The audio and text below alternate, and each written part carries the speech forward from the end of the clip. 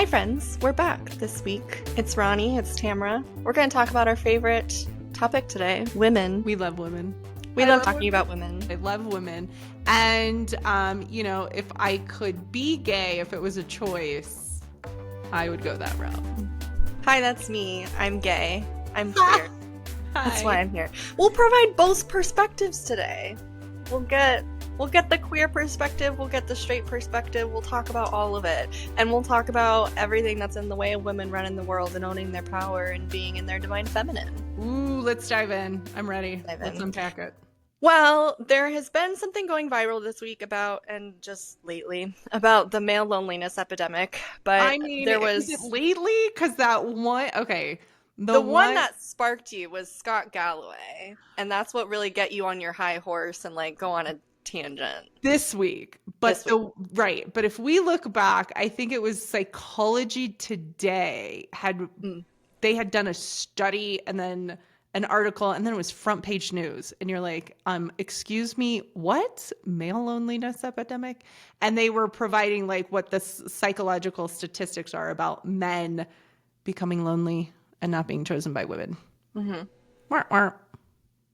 So bad. Just too bad, so sad. So for those listeners who may not know what that is, would you care to explain what that means? The male loneliness epidemic. Okay, so basically what is happening is men are the number of single men right now, and we'll just talk United States. We're not going to talk anywhere else. So in the United States right now is an all-time high. And with do we say men or do we say male? Sometimes my pronouns are off, Ronnie, and you got to be like, what the fuck? I don't know. It's male loneliness epidemic. That's okay, but there's a record number of single men in the United States, which means that that's also correlated to the happiness of men. So men statistically who are in relationships, long-term commitments, marriages, whatever, are statistically happier and they live longer. Mm-hmm. That is not the same for women. The statistics for women is that if they are in marriages, they are more unhappy and live longer. Mm-hmm. Right. So we die quicker if we're married and we're less happy. And so those are the statistics that have been flying around that people have been studying on for the last handful of years. Now, this is also coming. Go ahead, please. I would say when we're married to men. I have seen lesbians. I'm so sorry.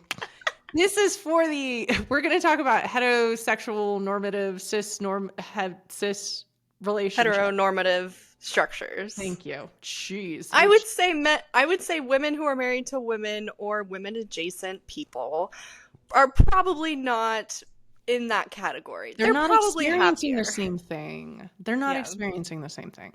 So yeah, and I got real triggered this week by Scott Galloway's interview. Now, I didn't listen to the whole thing, so I'm just going to caveat it because just the snippets I've seen have made me want to... I did send it to my ex-husband. Maybe it'll resonate for him or he'll hear something. So maybe he'll get back to me and give me a little synopsis. But really, I've seen Scott Galloway speak in different podcasts, and I think and here's what it is. And I really sat down and I had this chat with my ex-husband last night, I actually think. But there's a piece that's missing from the conversation. And I think today we can dive into the piece that's missing from the conversation.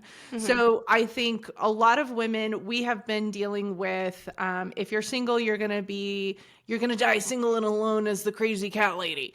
And we had to deal with that shit for a long while. The spinster, the old spinster. And it was this way to kind of shame or guilt women into being in relationships. And I think as women... I'm sorry. I'm gonna Pride and Prejudice. I'm 27 and I have no prospects. And I'm going to die. Real. What in the ever loving? I mean, I'm 42 and the best time of my life right now. If you 44? Had a snippet and you're single and you're divorced and you're a single mom, technically. Yes. and I'm somewhere in my 40s. We'll count it up later. And like the best time of my life is right now. The happiest is right now. The most fulfilled is right now. And like if you watch Oprah, it keeps getting better. So like what the fuck are we talking about?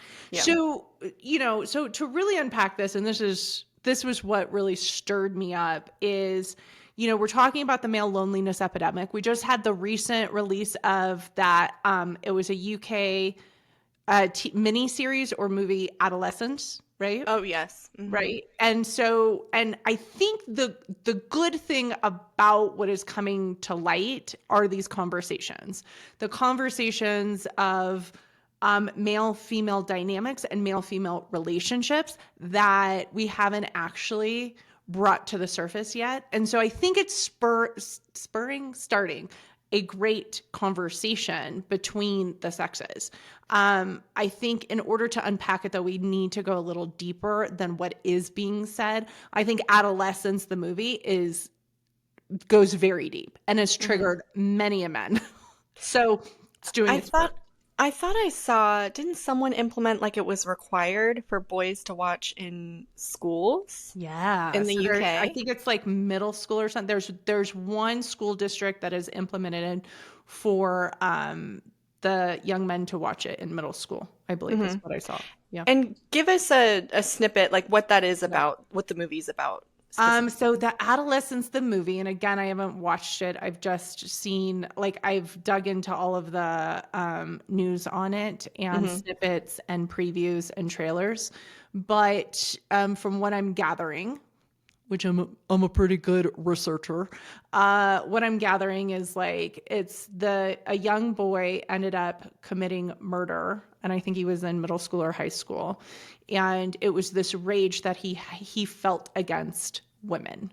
And so it's like the thing that some people will talk about in mainstream is incels, which is involuntarily celibate. And so men who, as they're aging, growing up, I don't know if they're in their teens or 20s, women aren't choosing them. And so in the reaction to women aren't choosing them, they're like, what's wrong with me? What's happening?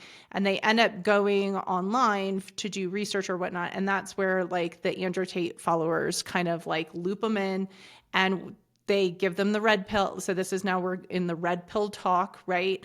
And they flip them into just like basically hating women.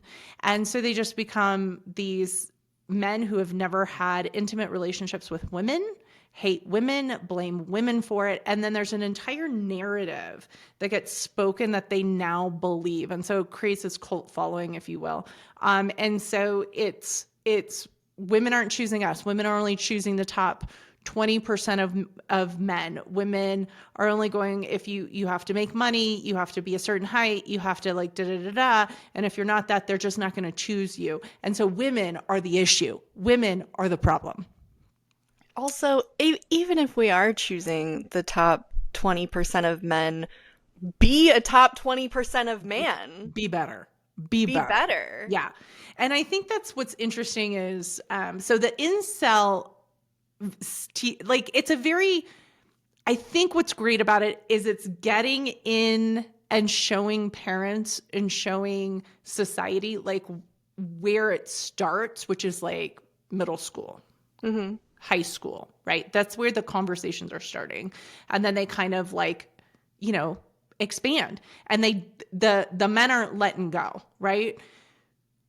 And actually this brings me to, I think it was summer of last year was when in New York, we had a giant epidemic of like women just walking down the street. Yeah. And men punching women in the face. You're like, what in the fuck?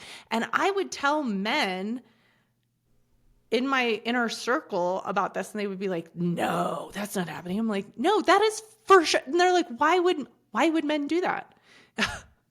Because they don't like women. Yeah. Okay. That is why it is happening. They do not like women. And so I think we also have to unpack there's a generation gap. Right? I know Scott Galloway in some of his research and some of the things he said, he will outline like, when he's talking about some of the men and some of the issues, it's like 25 to 35 men, right? So he's not saying those in the 40s, right? But I think there's an epidemic across the board to really like dive into. And so again, so one nuance is like this incel mindset, right?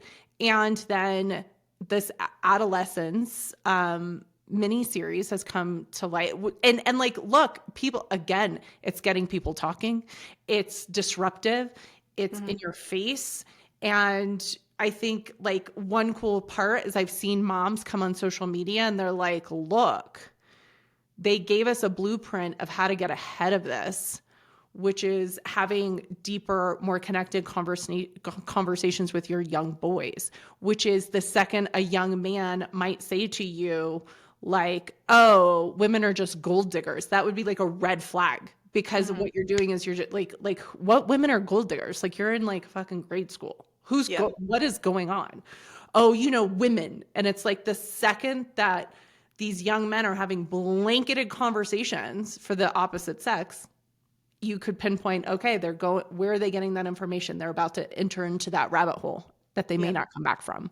So I think that's like the discussion is opening up. I think parents are now becoming more aware. As we're raising young men, we can say, what kind of young men would we want to raise? Because I feel like that's been on us for like raising young women. What kind of young women do we want to raise?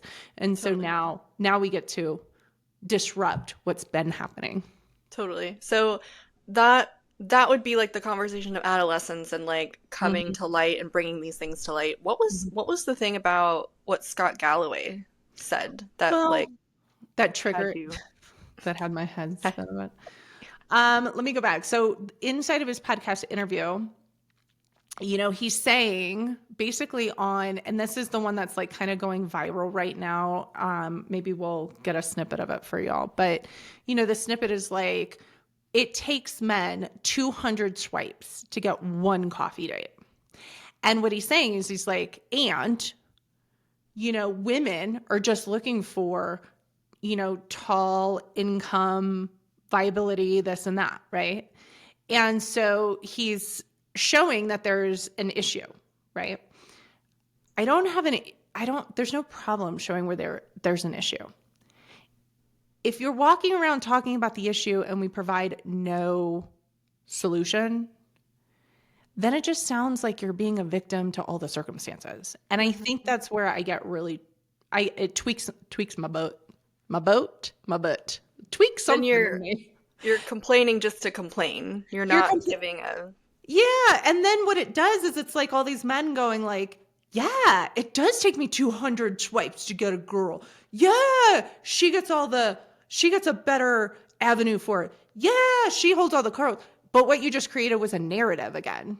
And that narrative kind of takes its own course. And so like I engaged in this conversation with my ex-husband. I remember probably a year or two ago, like we're still buds.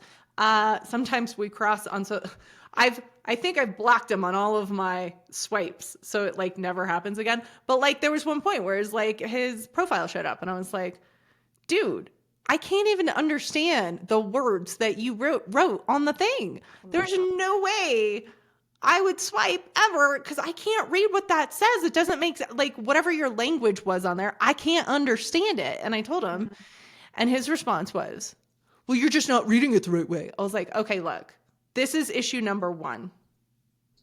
It's your fault for not reading it the right way. It's not my fault. Not, like, I went like this, swipe left. It was real quick. I don't understand what the fuck you're saying. Swipe left. You sound like an axe murderer. Swipe left. Okay. You have the same photo in the same, like, swipe left. Like, how many catfishes are out there? Swipe left. Do I think you're catfishing me? Swipe left. Are there too many fish photos on your profile? Swipe left. And so I think there's like this amazing disconnect of how we present ourselves. Like, dude I'm dating right now, I was like, how did I even swipe on you? How did that happen? I went back and was like, how did you get through? Your photos weren't super like, wow. My two main deal breakers you didn't even answer on. And somehow I swiped? Like, what? And it had to be serendipitous, seriously, because I was like, I went back and I told him literally, I don't know how I swiped on you.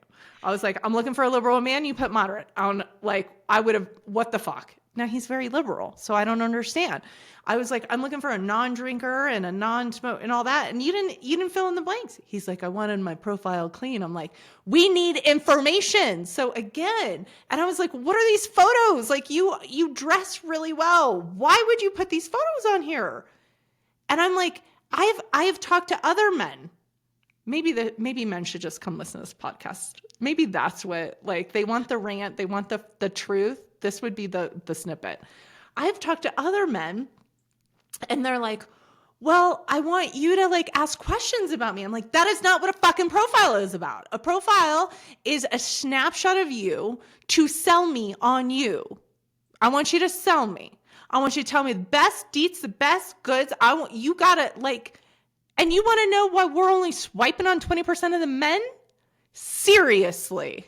Now, you dated 2 salespeople, and if you're good at sales, it should go to say that you should be good at selling yourself on a profile. But how did that actually go for you? I mean, they sold real well on the profile. Okay. It was a start. They got we dated. They were in the relationship realm. There were other issues that had nothing to do with this. Do you see what I mean? Yeah. And then later I did see one of them again after we broke up. Mm-hmm. I mean, he was doing a real good sales job after that. And I think I sent him a little message and was like, what the fuck? Oh my gosh. From what I've heard, it's not dissimilar on the lesbian dating apps either. Like, just the fact, like, trying to match with people, or I've heard polyamorous couple is looking for a third, or women who are not open to a relationship, they just want to have fun, or I don't know what I want, or like, let's see where it goes. But are they being upfront about it? I think they are being upfront about it, and that may be the difference. I think that is totally the difference of like saying what you want, being clear about what you want, putting it on the profile, and being like, take or leave it. Now, it may not match what other people are looking for. Like, if one person is like, I'm looking for a committed relationship, and 90% of women are like, I just want to have fun, that may not, like, that sucks. That's not what you're looking for. But 100%. Different problems. It may not match. But like, that's life. It may not match. I mean, look, I was also a dating and relationship coach. So we're unpacking some of my expertise here. Like it may not match, but that goes back to Scott Galloway being like, he's commenting on the male loneliness epidemic. And first of all, I know so many strong, powerful women, and we could really like give 2 shits about this. We get fired up that people are talking about it like it's a fucking thing. Because what I'm not hearing, and this is the biggest that gets my goat, the biggest thing that gets my goat is men aren't doing the work to make themselves a viable partner to women who have done the work. Mm-hmm. Okay, so like you and I, we are in the personal growth and development world. We have tons of female clients. I am surrounded by women who are interested in doing the work. Mm-hmm. I've been doing the work on me for 15 years. I've done 53 courses worldwide. I've worked with masters. The percentage of women in every single one of those classes is more than double the men. Every single one. Spiritual teachings, more women. Personal growth and development, more women. The people who stay longer in those courses, women. The people who are more interested doing the work, women. The people who go deep, women. We've been doing this for a long while. We are like just interested in being great. We're interested in unpacking our shit. We're interested in having deep conversations. We're interested in building communities and like talking about shit. And men went the other way. And then now they're lonely. Mm-hmm. You know? And what does it go back to? The patriarchy. Oh my God. Like literally every time. Everything goes back. Because I want to say this before I forget it, because I had a ping and I'm like, oh my gosh, I have to share it. And I saw this video because men who are conservatives will sometimes put that they're liberal on the dating apps because they want to date a liberal woman. And they like it. We're so magical. they love liberal women because they don't have the same expectations as conservative women typically do for conservative men about how they have, like, conservative women may have expectations like the man has to provide, or if they have to show up this way, or they have to do this. And what men are like, oh, I don't want that. I want a liberal woman. They prefer the liberal woman, but they still align in the conservative viewpoints of the things that, like, they choose the liberal woman because they like how they're treated, but then they still choose the system that put them, that put the expectation on them in the first place. Do you see what I'm trying to say? Yeah, 100%. Because it's almost like they want to see, like, oh, well, maybe I could change the woman, right? Like the feeling of being changed by that man or his like viewpoints on you start to show up in the relationship. But yes, he likes the freedom he has to not go, like, he doesn't have to provide all the money because the woman wants to go 50-50. But it also, you know, but what he also wants, he's like, well, no, I don't believe that you should have abortion rights. And you're like, wait, what the fuck? And like, it gets real weird out there. So that's why if somebody typically says moderate, I'm like, I don't know where you stand on a lot of shit. And I don't even know if you know where you stand on a lot of shit. And do you know, by the way, do you know, I'm like, I have 2 deal breakers, you know, or 3 deal breakers. And I'm like, so number 1, who'd you vote for? I say it like right up on my profile. I want to know who you voted for. Even liberal men who voted potentially for Kamala, I would say 80% of them cannot say her name. We have a huge patriarchal issue that people just aren't addressing. And I'm like, this is wild. And for you listeners, you're probably going, well, what do they say? They go, well, I didn't vote for him. Well, I voted Democratic.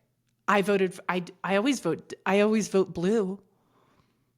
I'm like, did you vote for Kamala or not? Like, who the fuck did you vote for? None of that answered my question. And I'm just like, holy turtballs. And I will swipe again if people aren't fucking listening to my questions. Like, so yeah, the bar is high. I'm looking for somebody who's going to be like a partner in life with me, you know? And I think it's a real thing where, you know, at my grandmother used to say this, and now it's catching on. My grandmother, every time I go visit, I'd be like, Grams, how are you? How was the doctor visit? She'd say, well, Tamara, at my age. And then she would like fill it. She goes, and the doctor would always say it like, well, the doctor says at my age.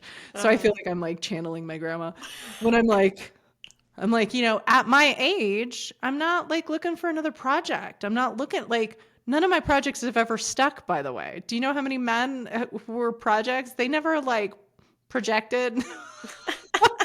Like, you know, and it's like, look, I'm looking for somebody. And I think that's what a lot of women are looking for now. They're like, look, I want chivalry.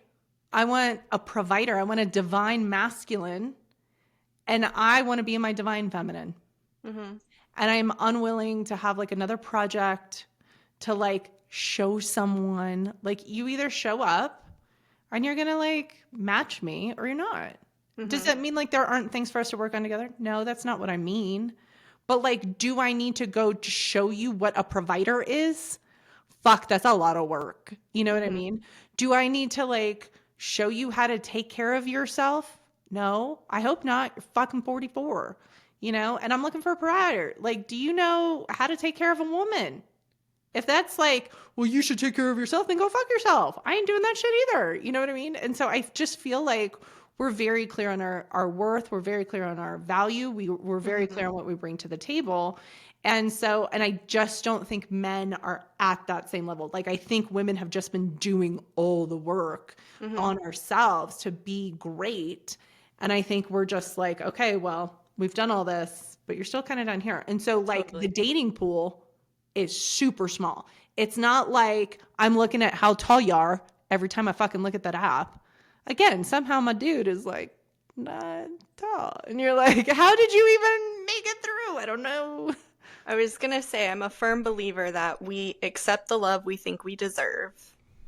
And women have been doing so much work on ourselves women adjacent people, Yes. to clear out all of this not enough and not Mm-hmm. worthy and not valued. Yeah. And now that we've reached a certain peak, we're like, okay, we're done. We're not gonna.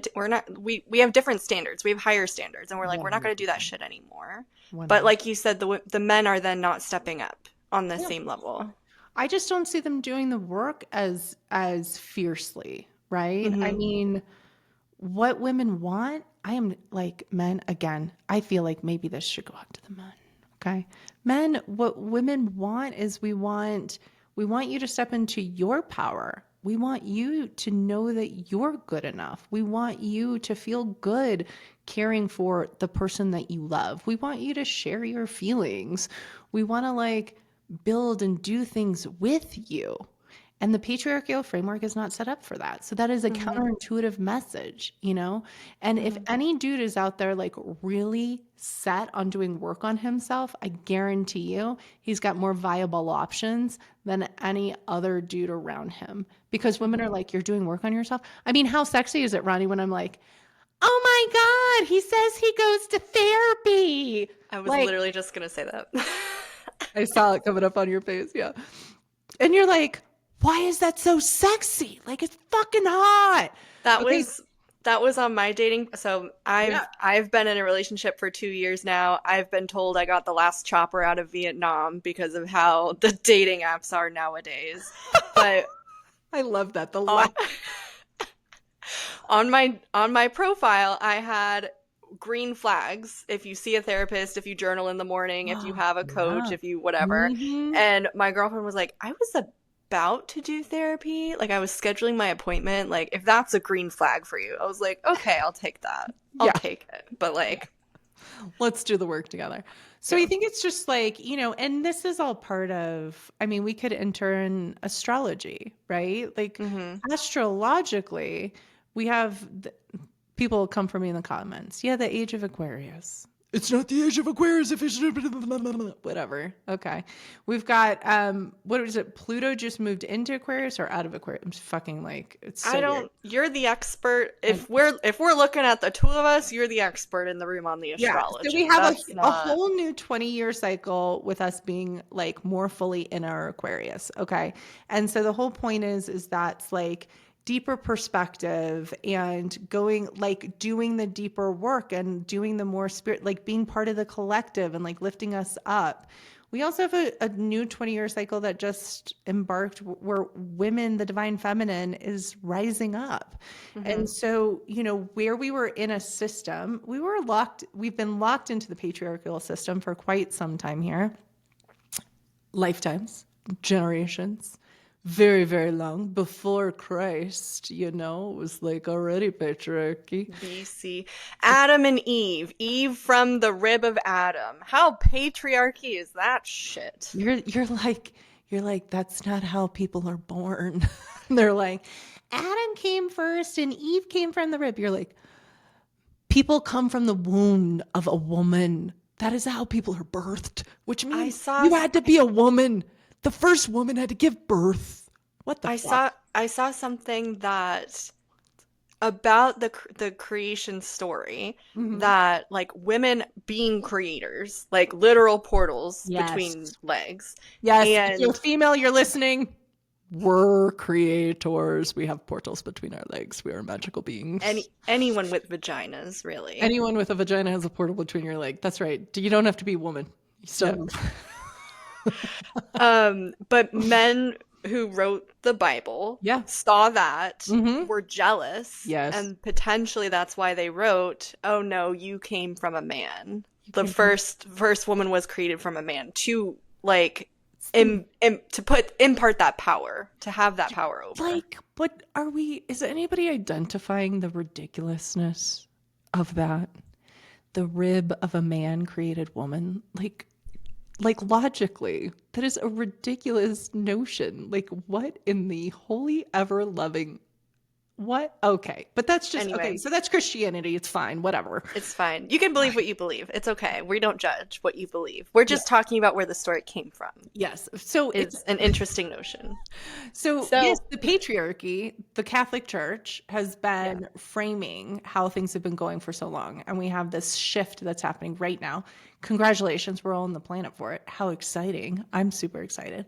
Where the divine feminine is rising up. And part of the divine feminine rising up is also us addressing and changing our relationship dynamics. And so where patriarchy told women to serve men and they really made us slaves. Like the fact that you don't have a bank account, you don't have a credit card, and you can't buy a house.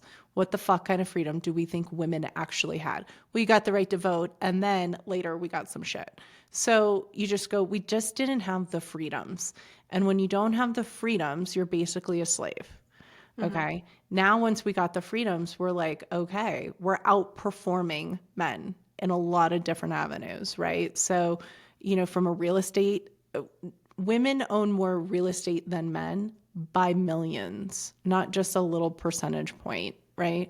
Women are outperforming men in the educational realms. Women are out earning men in other realms. And so, like, we've just stepped into this and been like, okay, I have the freedom to learn. I'm going to learn. I have the freedom to earn. Fucking get out of my way. I have the freedom to like fucking go buy a house and I don't have to be married. Maybe I don't get married unless you're really amazing and you And you know contribute. what? The societies and the countries that have women with equal rights and equal education rights do better. Their economy is way better. Everything else thrives in that country because women have access to education. That's right. And and it's because of how we think. And so this is the divine feminine uprising. The Hmm. way that we think is not me. The way that we think is we. And our brains are actually,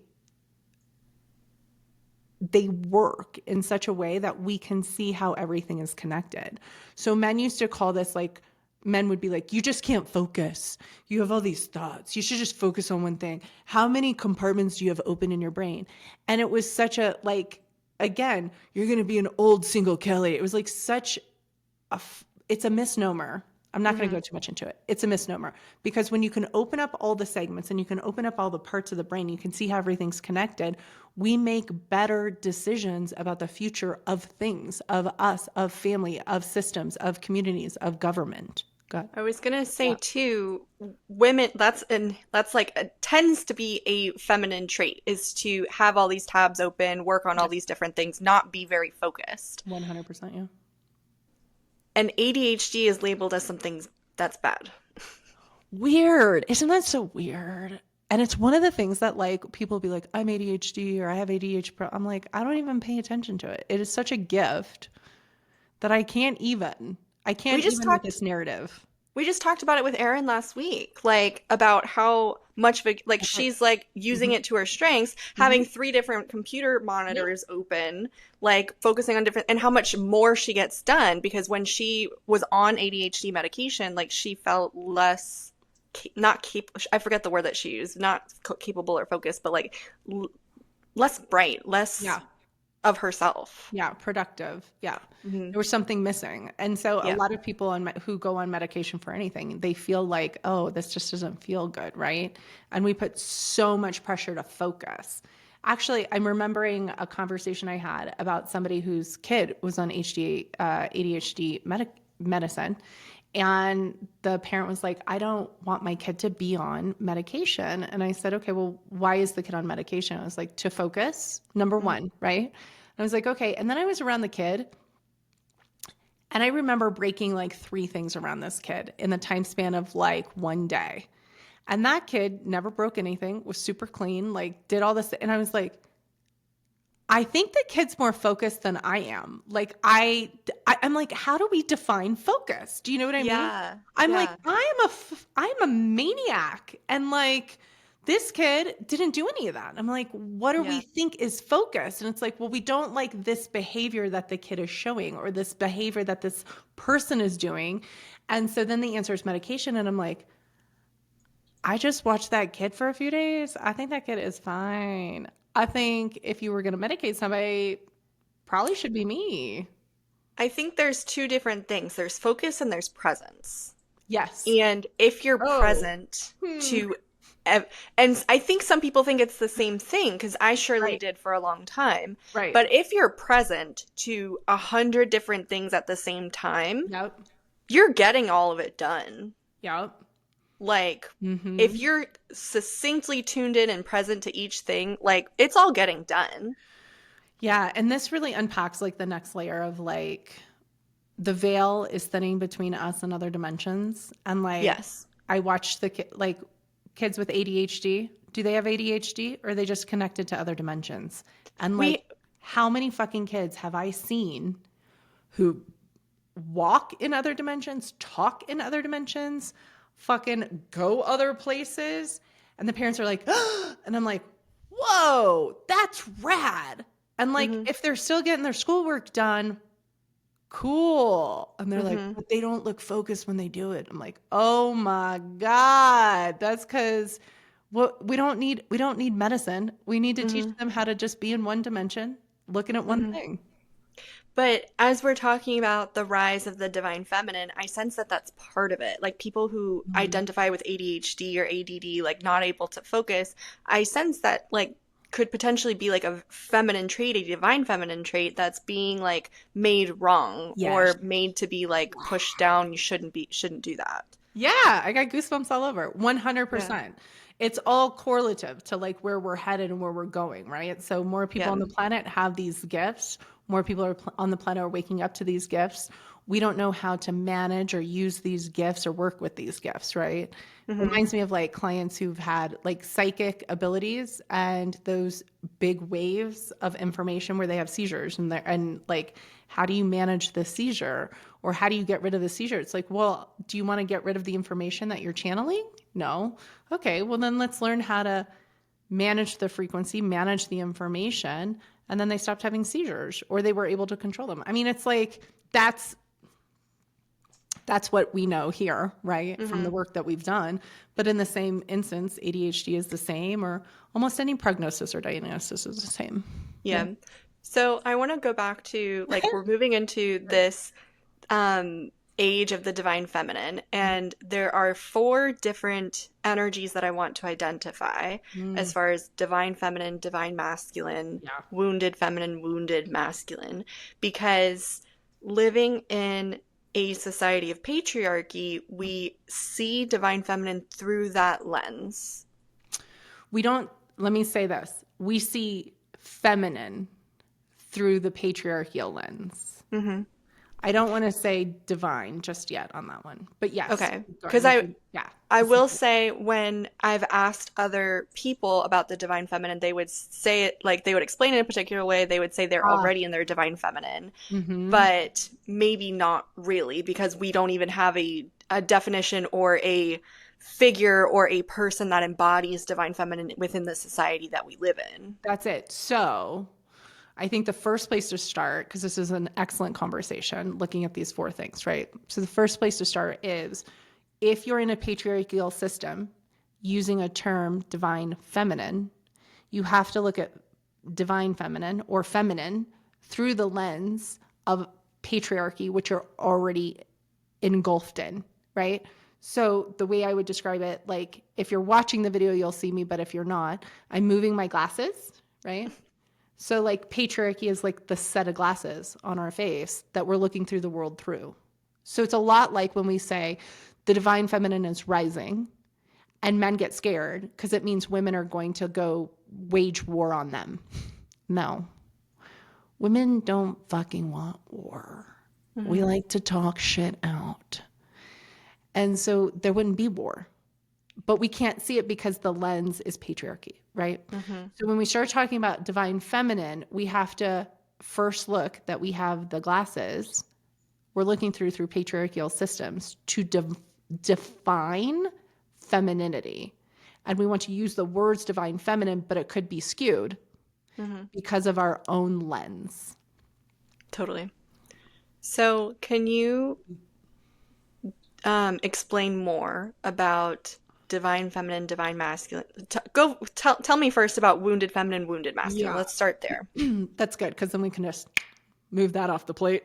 Yeah. Okay, so wounded masculine and wounded feminine. So we'll start with wounded feminine because I think a lot of women, we go there to produce results, would be not to produce results, maybe to produce results. But a wounded feminine would be needy, right? Gossipy, needy. They can put on the masculine form of bitchy, right? Forceful to get something done. And what it looks like in real time, because those could be like energies or emotions, but what that might look like the thing that keeps coming to mind is like Marjorie Taylor Greene. She is so wounded feminine. Or a disheveled, overworked single mom is wounded feminine, right? Somebody who's like, they're just overworked, overrun, underpaid, unempowered, have no connection to the divine, stressed out, surviving. Okay. Would you say like victim energy as well? 100% victim energy. And I think in both wounded feminine and wounded masculine, we've activated this perpetrator victim paradigm for both. Right. And so if you're ever in victim perpetrator paradigm, you know that you're in a wounded feminine. Yeah. Wounded something. Anything. Okay. Yeah. Yeah. Would you also say manipulation is part of wounded feminine? Yeah, and I will tell you this, every time you bring it up, people are like, they can't hear it and they can't get it. But if you take yourself out of the equation, right? Maybe look at somebody else, because sometimes these distinctions, like unpacking this shit is like too personal. People are like, and their brain like fucking spins out. So if you think of somebody else, right? So my mom, for instance, she took care of the kids and took care of the house, and my dad sat on a lazy boy and watched TV, right? And she made sure our homework was done. That bitch was strung out, right? Now her wounded feminine, right?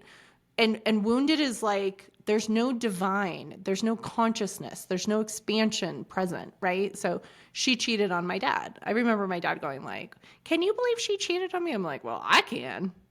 I saw that shit, and then he's in his wounded masculine. Can you believe that? And he's being victim to like the thing, right? And you go like, oh my gosh, it's just one big wound.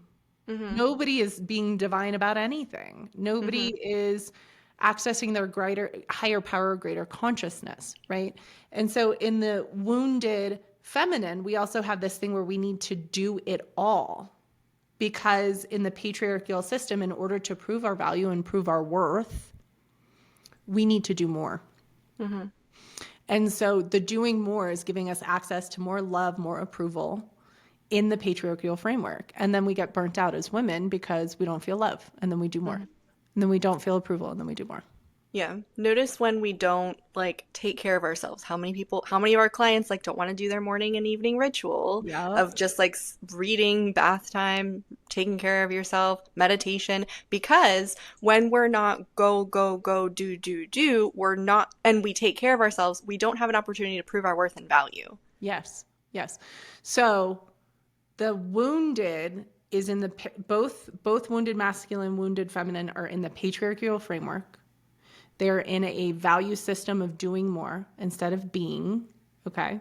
And it's like all about me and what you're not doing for me and how do I get my needs met, because my needs aren't met and it's all scarcity. Yeah. I've also seen like a hopeless, helpless energy. Would you say that's part of the wounded feminine? Yeah, it's all part of how we manipulate somebody then to do something for us. Right? So in a divine space, it's articulate, it's clear, we're communicative, we make requests, we like value and honor ourselves enough to go if we need to go. In the wounded, we don't access that power. And so and this is where it gets really weird. You start to manipulate somebody. And the only way that you can get your needs met sometimes, most of the time, is I have to be needy or overwhelmed. I need something. I have to be overwhelmed. I have to be at my wit's end.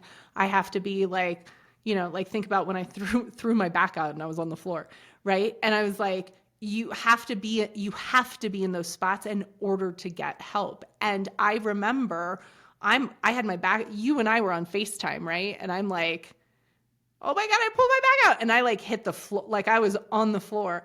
And you were like, well, what are you going to do? I'm like, I'm going to call everybody on my phone to see who the fuck's can help me. That's what I'm going to do. And I remember saying that to one of our clients and she goes, I would have never reached out to anybody. Right. And that's wounded, right? It's like, I still have to do it all. I can't ask for help. I have to be strong. I have to take care of that's just survival mechanisms and responses. Right.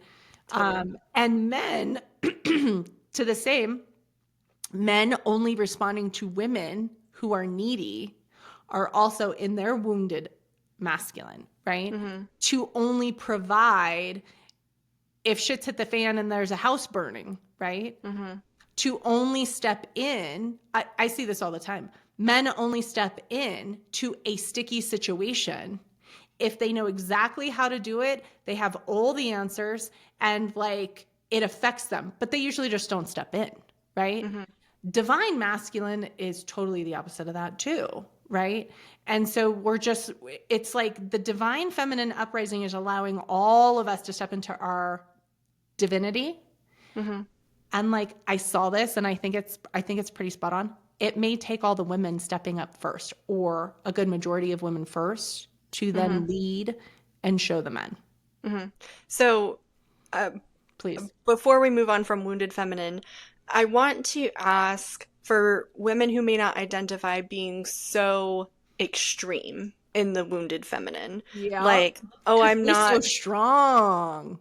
Who are so strong, who are like maybe in their, like we work with a lot of C-suite executives or entrepreneurs or business owners who are like, I feel like I'm in my power. I feel like I'm in my divine feminine, but maybe like, how would you identify like where there still might be in wounded feminine?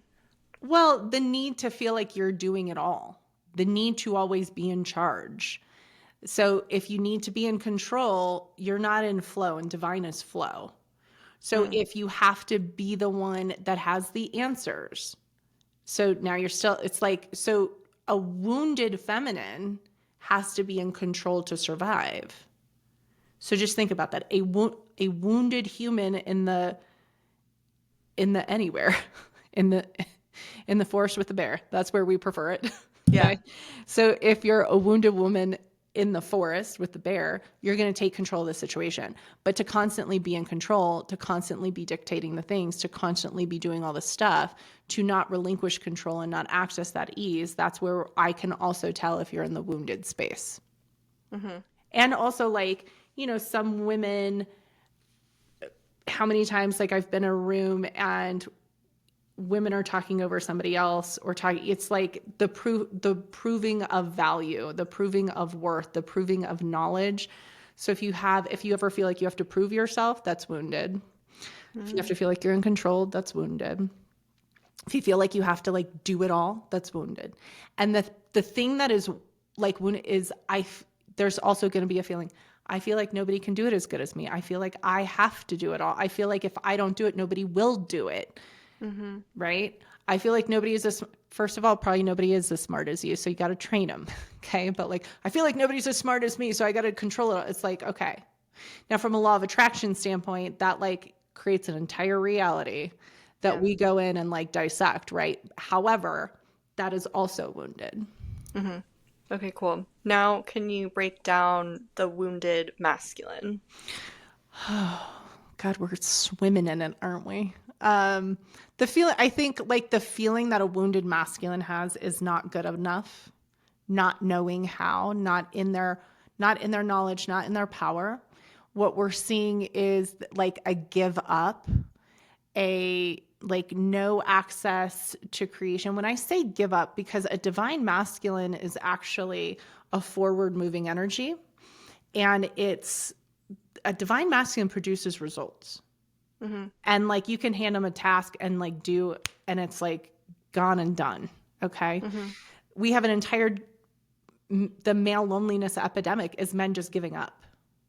They like unwilling to even access anything, right? Like they've given up on being providers. They've given up on being in the relationship. They've given up on doing any work. It's like a give up in essence is what I would say. I think also men have like not good enough in their field as well. And so then, but the not good enough is either going to have them just focus on work and not get in a relationship, or not good enough and I just opt out and I'm like not living up to my full potential, right? So, and I think a lot of wounded masculines have no framework or guidance on who they could be, should be, right? Or what that direction would be. I think the wounded masculine also may look like, so we said not good enough, like overdoing things or doing things that aren't producing them results because they still have the value in the doing, but they lack that connection to like, I'm actually doing something of value. Do you see what I'm saying? So they too get on that cycle of like do. I also feel like they're totally disconnected from their feelings in general. Like, what do you feel? What do you want? There's no creation aspect in the divine. Like in the wounded masculine, there's zero creation. There's zero like goal seeking future. I would also say it's like very logic minded, logic brained. Yes. There's no intuition in it either. 100%. And so that's also patriarchal framework. So women, so every person has masculine and feminine. If you're wounded, you're going to have masculine and feminine wounds. You're going to have both. It's not just going to be one. Not gender specific. Everyone's got some feminine and everyone's got some masculine. The goal is to just kind of see like what rings true for you in this conversation. Because the divine feminine, it's not like I'm only feminine. No, I'm masculine as the fucking motherfucker, okay? But like divine masculine and divine feminine both are integrated in me, like really, really nicely. And so serving that then serves the collective to change as well. So how would you say if someone was fully in their divine feminine, what that would actually look like? Man. What would that creation be? Have we ever seen this? It's like I'm still working on it, right? I mean, I think if we're looking for somebody, it would probably be like some diva, like an Oprah. Do you know what I mean? Or there's the one that she does the cash back credit card commercials and she has the funny accent. She makes me laugh so much. She might be it too. I can't think of her name, but or like it's something I'm really working on, right? So we could use like examples of like my life, but like the divine. So let's do a couple of attributes. Divine feminine is receiving. It's not fueled by intellect, but is instead fueled by heart, is fueled by intuition. And this isn't just like in the home life. This is like everywhere. So business decisions are made from intuition. There's a balance and a rhythm and an honoring of body and an honoring of energy and an honoring of flow, right? There's not force outcome. There's a belief that, you know, everything is happening for a reason. Like if we tune in to the energy, we know exactly where to pivot next from a business standpoint. So we don't have to create an entire like 365-day calendar timeline and never pivot. No, that might be the framework, and we may pivot 20 times within that 365-day calendar. There's an honoring of how the body is in its own cycles, right? And how that contributes to then what is also happening in business cycles. I'm just going to say all the cycles that we are in were set up by men and they don't work for women. Maybe that's something we go into next week, but that's like a whole topic. The 9 to 5, the 365, anyway. So many.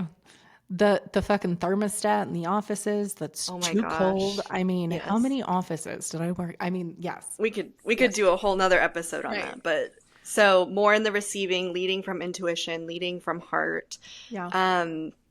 in their power, like knowing that I am the one, I am empowered, and I can ask for the help and the support that I need. Yeah, and it's and like I think of it like a queen orchestrating a queendom, Hmm. right? So there are people within the queendom that support me. I know that I'm always in charge. I know that I always have the divine knowledge needed if need be. I tap in and tune in at any time. My intuition is always at the forefront. And so that's really what fuels my world, my reality. It fuels it with my kid, and it fuels it with my company. It fuels it with the clients all the time. And Hmm. so I think also like one of these things that used to get my goat a lot would be like, oh, I'm not working at this time, right? And I'd be like, okay, but we have a launch or we have a thing or we like, there's cycles. But to say you can't, I think it's like not the not working. It's like, you can't talk to me at this time. I'm like, okay. And people would be like, I'm turning that off at this Hmm. time. And there's something about that I think is very masculine in nature, because again, if all of our little brain cells are connected, right? I get divine hits. Now, this is me as a CEO and an owner and a founder. Okay. I get a hit at 4 a.m. I'm waking up and I'm like, psh, that was good. I'm writing that motherfucker down. Right. If I'm like getting a download about something else and I'm in a bath, I might text you and be like, Hmm. hold this for later. Right. I'm not asking you to do anything with it, but for people to be like, I'm not, and they do like this. They I put blinders on. Yeah, and I think what happens is you're like, but all my compartments are open. I'm receiving information all the time. That Hmm. seems like a survival mechanism. And Not it's a separation. Like a divine feminine quality would be connection, like yeah. connected to all things, all information everywhere. Yeah. And the separation is like a wounded quality where like I have to Yep. separate work and home life. I have to Mhm. separate like the work text messages. I'm going to shut down my laptop at 5 p.m. and not do anything Yeah. else.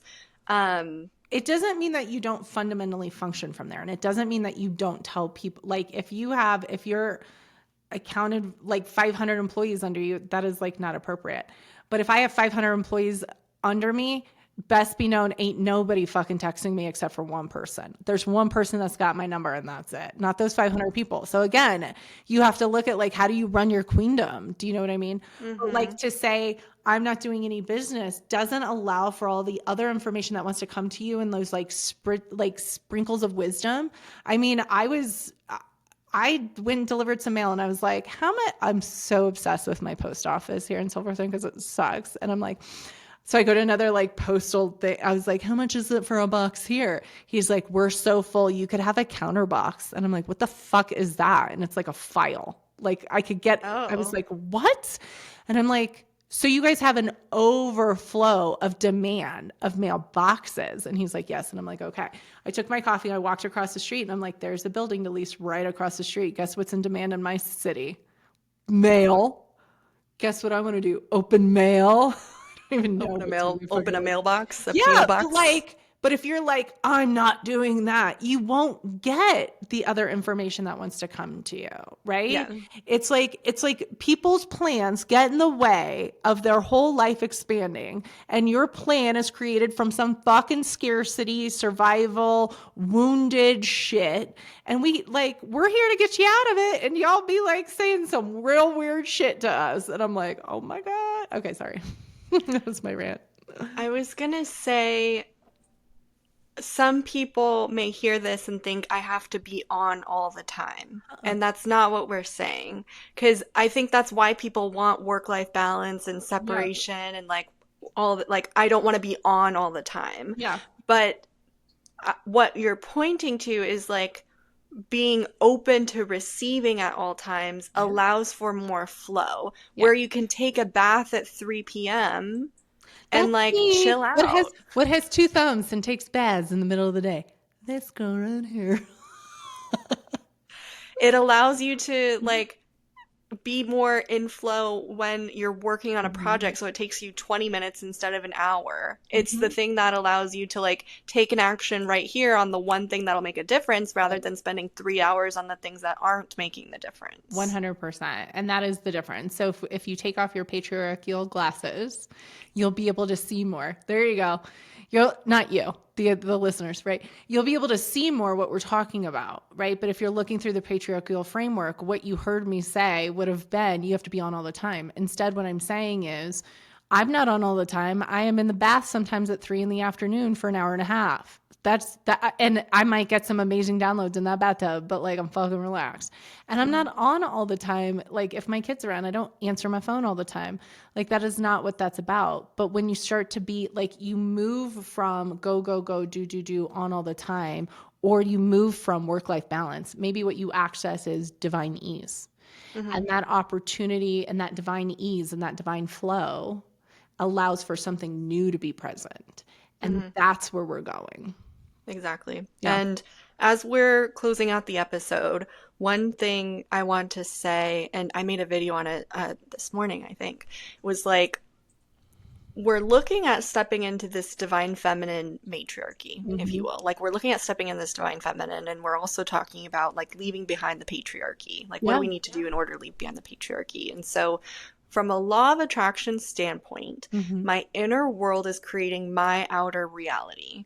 So if my outer reality is still reflecting patriarchy, there is still something within my inner world where I am anchored in or have core beliefs or have limitations about patriarchy.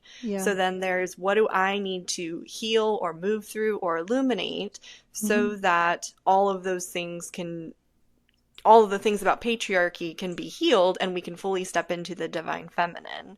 So if you're listening to this, it's not just about waiting for everybody else. It's not just about waiting for other women to wake up or other people have internalized misogyny or the men have to do these things. It is still about, what are the things I need to do within me? What are the things I need to recognize and heal within me? Yeah. And so the more that women step in and use their voice, honor their intuition, stop with the logic systems, that's all now honoring the divine feminine, right? The more that we honor our rhythms, our routines, our nightly and morning rituals, that's all divine feminine. That's putting you in a place of anchoring in the divine. And the more that you do that, the more that you're giving the big fat finger to the patriarchy. And so it's the internal is creating the external, and like, yes, have this be a call to action to honor you, to honor yourself, to go inward, to do the work, to relax, to allow intuition to lead, and to like stop with all the fucking make wrong and the guilt and the self hate, whatever is like at the root of all this other shit. Like, just let's stop that. If you need help, we got you. But like, that's what every time you make yourself wrong, every time you shame yourself or other people, you're aligning in the patriarchy. Yes. Loving yourself and honoring yourself is a radical act of self-love and rebellion to the patriarchy. So do that instead. Amen. Amen. Well, I have one takeaway. A woman. Hey! Thank you. I have one takeaway, and then I want you to share your one takeaway for the listeners today. Because I think one takeaway is, what is your little act of rebellion that you can start to implement? You said this on the call yesterday, and I'm really like, Natalie took it into. She's like, oh, I like that. Yeah. What is your little act of rebellion that you can implement like every day? Maybe it's like you cut your hair, you stop wearing makeup. The bush is like really like blowing up on TikTok now. Maybe that's your little act of rebellion. Yes. Is that what you mean? The bush? Yes. Okay. Ah! Yes. Oh my God. So many things. I had to have to talk to you about that later. Oh my gosh. Okay. So I didn't know the bush was blowing up. Yes, on TikTok. People are like, I'm fuck it, I'm growing up my bush. So like, what is your little act of rebellion to align yourself into the divine feminine and to fuck off the patriarchy? Yeah, and let us know. Share with us. Yeah, put in the comments. Like, love to know. We would love to hear. Mine is cutting off my hair. Sometimes I like flip off people. I don't make myself wrong anymore. That's like my nice. Mine, you know what I notice is I have a lot of fight. Well, I'm also like, I'm a fucking Aries rising. I have so much fight. You're a redhead too. And I'm a redhead. It's like so, and the first iteration of me really honoring my power was I was raised by two like passive aggressive people. Yeah. Like when we have different moms. When my parents got divorced, literally everybody was like, they were unhappy. Why are they getting a divorce? I was like, oh my God, no, like I didn't know either, right? And so it's passive aggressive. So starting to use my voice was me honoring my power, right? And I think, but in a patriarchal framework, there's a force behind it sometimes. So right now I'm actively checking that. Like I'm actively, like I notice when I start fighting with something and I'm like, I think I'm fighting too much. Say that again. Like you're actively fighting. Say that again. So in a framework of patriarchy, there's just fight energy, especially us in the United States. Like we haven't healed our civil war. So we're literally still civil warring, right? In us. So while I can speak my voice and speak my truth and like honor things, sometimes there's still like a fight to get things done. So in a law of attraction perspective, if I think I have to fight to get something accomplished, then I'm going to create more instances to fight against, which is still patriarchy. And so like, I shared with you guys my like STEAM resolution. And now I have one about my Mercedes, something about resolving something. And I just noticed myself this morning, like being like, or it was like yesterday, I was like, like being so angry on the phone, which is appropriate, by the way. And that guy getting yelled at was like completely appropriate. But at the same time, I'm like, if I'm fighting, I'm creating things to fight about. So what if there is no fight, even on an issue with my Mercedes? What if there is no fight? And like, what would that create newly in reality? And how do I alter my reality such that that kind of dissolves? Yeah. So that's what I'm actively checking in my reality. Is like where you can not fight or where you're over fighting something. Where fighting is still patriarchy. Okay. Where fighting is still patriarchy. Because I am bold, I speak up, and I make a lot of people uncomfortable. And that's not fighting to me. That's like me taking a stand, right? Not fighting against something. I'm literally altering. I know like that dude that I made a scene with at my local Bluebird Market, that wasn't fighting for me. That was like, I'm about to cause a big fat scene right here. There's no fight. I'm just causing a scene. That's what we're doing. So it is actually very nuanced for me because I've been unpacking for so long and I'm like so interested. But for me, it varies very specifically like, okay, I healed my Mr. Steam issue in my bathroom, right? And that one moved along very swimmingly with like divine flow. And then I noticed, okay, I'm fighting on the phone with Mercedes now. It's like such first world problems right now that we are fucking talking. I'm very aware, y'all. Now I'm like, okay, how do I alter that so that it is divine flow as well? Instead of, I got looped into like yelling at somebody on the phone yesterday. Again, probably deserved it, but like, what else? Gotcha. Yeah, that's a great takeaway. I think I'll give a bonus one. Yeah, okay. Just like, if you... That was my personal takeaway, by the way. Was I supposed to tell them to take something away? Yeah, from the podcast. I mean, like, just something to start. So many. Well, like one thing that they can start implementing, or one question to leave them with, or like one new thing. So like I was gonna say, you talked about your takeaway. I was telling you my takeaway, and then and then I had to give them, and then I could give them a takeaway. Okay, I got it. That's okay. Okay, we'll do that. We're gonna give takeaways now. So okay. Yes, if you are aligning more in your divine feminine, how can you take the time for yourself in the morning or in the evening to tend to yourself, take care of your nervous system? And maybe it's a bath at night. Maybe it's reading. Maybe it's... Big advocate of baths at night. Oh, same. Maybe it's meditation. But like, what is... It's not TikTok and it's not screen time. Something else. Here's the takeaway. It's not TV. Here's the takeaway. You take... Gosh, if I could have everybody do this. Take 15 minutes in the morning and at night to connect with your higher self. Thank you. So if that's your bath time, nothing else, no podcast, no TikTok, no, like just lay and soak.